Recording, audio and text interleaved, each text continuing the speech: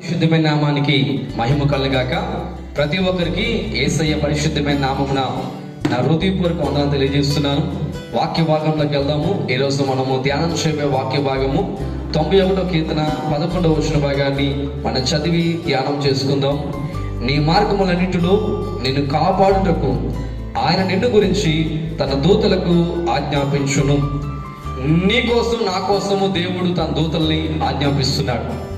ఈ రోజున మనము మన సెక్యూరిటీ కావాలంటే, మన భద్రత కావాలంటే కొంతమంది రక్షక భటుల్ని పోలీస్ డిపార్ట్మెంట్ వరకు సలహా సూచనలు లేదంటే వారికి భద్రతను మనం కోరుకుంటాం. అయ్యా మీరు మమ్మల్ని కాపాడండి, లేదా మేము పలానా ప్రాంతానికి వెళ్తున్నాం, మీ భద్రత మాకు ఇవ్వండి అని వాళ్ళు అడుగుతుంటాం.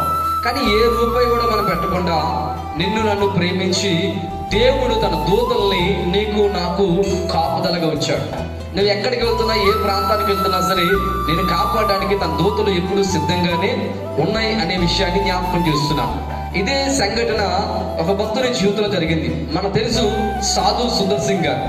ఆయన టిబెట్ అనే ప్రాంతంలో గ్రామానికి వెళ్ళారు. ఆ గ్రామంలో దేవుడి సువార్త, దేవుడి ప్రేమ వార్త, ఆయన జననము మరణము పునరుద్ధరణ వార్తని ఆ గ్రామంలో ప్రకటన చేయడానికి ఆయన వెళ్ళారు. ఆయన వెళ్ళి ప్రకటన చేస్తున్న వెంటనే ఆ గ్రామ ప్రజలు చాలా మంది మరి ఈ సాధు సుందర్ సింగ్ గారిని చాలా కోప్పడి బయటికి పంపించేశారు. అంటే గ్రామం నుంచి బయటికి పంపించేశారు. ఆయన గ్రామం చివరిలోకి వచ్చేసి ఆ ప్రాంతంలో చిన్న గృహం ఉంటే ఆ గృహంలోకి వెళ్ళి ఆ లోపల నివాసం ఉంటున్నాడు.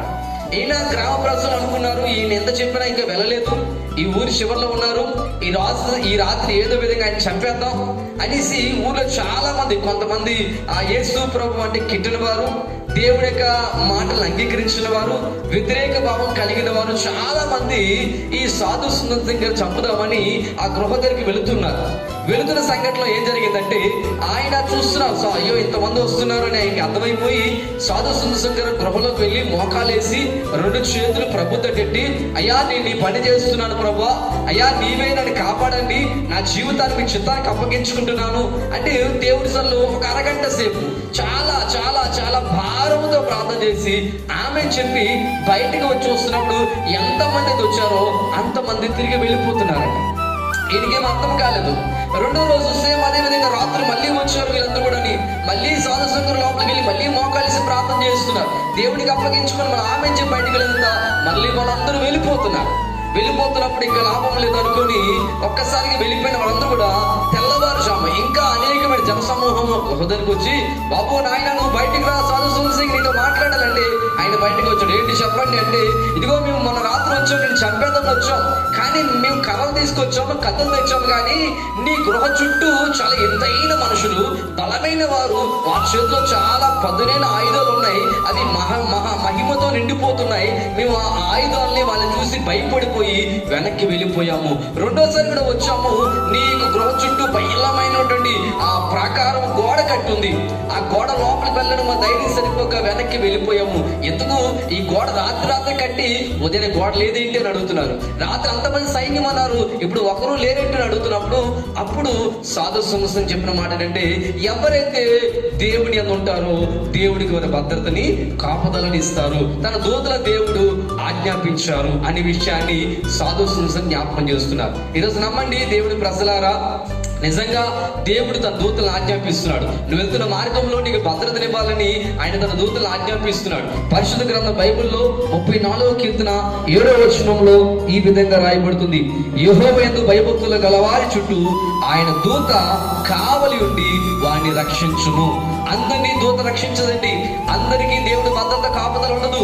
ఎవరైతే దేవుని యందు భయం కలిగి ఉంటారో, ఎవరైతే దేవుని భక్తి కలిగి ఉంటారో, అయ్యా నీవే నిజ దేవుడు అని ఆయన యందు ఆధారపడతారో వారందరి చుట్టూ దేవుడు భద్రతని ఇస్తాడు. దేవుడు వారందరి చుట్టూ కాపుదలు ఇస్తాడు. ఎందుకంటే మనకు తెలుసు దానియేలు గ్రంథంలో మంచి బలమైన యవ్వన బిడ్డలు, వారి గురించి ఆలోచన చేస్తే ఒక మాట కనబడుతుంది. వారి కళ్ళ ముందు ఒక విగ్రహానికి నమస్కారం చేయమన్నారు, రాజు నమస్కారం చేయమన్నారు.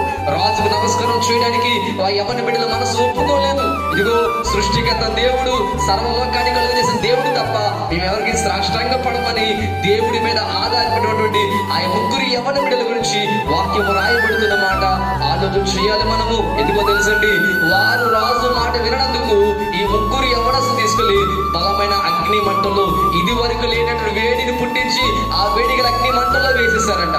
వేసినప్పుడు ఎవరైతే బలమైన వ్యక్తులు ఈ ముగ్గురు యవన బిడ్డలు వేశారో వారి మీదకి వేసిన వారి మీద అగ్ని నిప్పులు వచ్చి వారు పడిపోయినట్లుగా, వారి కాలి చనిపోయినట్లుగా మనం చూస్తున్నాం. కానీ ఈ ముగ్గురు యవన బిడ్డలు చనిపోలేదండి. ఆ ముగ్గురు యవన బిడ్డలో 4వ దేవుడు దూత ఉంది. దేవుడి వారి పక్షాన ఉన్నారు.